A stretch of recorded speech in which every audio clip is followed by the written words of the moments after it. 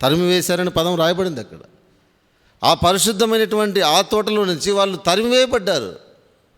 ఈ సాయంకాలం హెచ్చరిక ఏంటంటే, మన జీవితంలో ఈ అంత అద్భుతమైనటువంటి దేవుని ఆలయం, దేవుని నివాసం చేసేటటువంటి ఆలయం మనలోనే ఉన్నాడు. దేవుడు మనలోనే, జీవం గల దేవుని ఆలయం మనలో ఉన్నాడు ప్రభువు.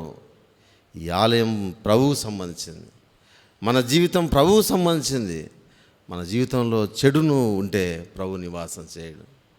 మనలో నుంచి ఆయన వేరైపోతాడు, మన జీవితంలో నుంచి ఆయన తొలగిపోతాడు.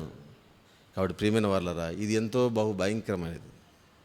అందుకే యేసుక్రీస్తు ప్రభు వారిని సిలువలో, ఆ యొక్క సిలువలో తాను తన ప్రాణాన్ని అర్పిస్తున్నప్పుడు నేను చాలాసార్లు చదువుతూ వచ్చినాను. ఆయన చేతులకు చీలలు కొడుతుంటే ఏడ్చినట్టు అస్సలు రాయబడలా. ఆయన్ను దూషిస్తుంటే ఏడ్చినట్లు అస్సలు రాయబడలా. ఆయన అవమానంగా తిడుతుంటే అస్సలు రాయబడలా, అసలు ఏడ్చలేదు. ఆయన మోయలేనటువంటి సిలువను పెట్టింటే ఆయన ఏడ్చినట్లుగా రాయబడలేదు. అయితే ఒకసారి కేక పెట్టాడండి ఆయన. ఎందుకు కేక పెట్టాడు? తండ్రి, నా చెయ్యి ఎందుకు వదిలిపెట్టావయ్యా?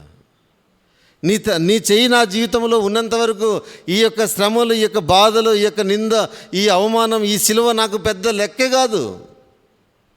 అయితే నా చెయ్యి ఎందుకు వదిలిపెట్టావు అని బిగ్గరగా కేక వేసినట్టుగా మనం చూడగలం. తండ్రి, నా దేవా, నా దేవా, నన్ను ఎలా చెయ్యి విరనాడితివి. కారణం ఏంటి తెలుసా అండి? ఆ తండ్రి మనతో ఉంటే ఆ ఆనందం వేరు. ఆ ప్రభువు మనలో నివాసం చేస్తే ఆ సంతోషం వేరు. ఆ ప్రభువు మన జీవితాల్లో ఉంటే దానివల్ల కలిగేటటువంటి సంతోషమే, ఆశీర్వాదమే వేరు.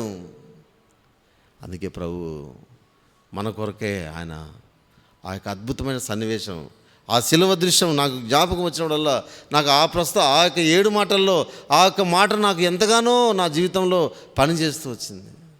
అయ్యో, తండ్రితో ఉండేటటువంటి సంబంధం, ఆ దేవునితో ఉండేటటువంటి సంబంధం, దేవుడు మనతో ఉంటే ఈ శ్రమలుగానే కాదు.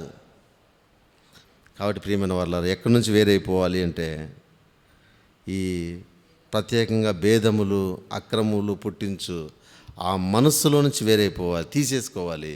అటువంటి పుట్టించు వారి యొద్ద నుంచి వేరైపోవాలి.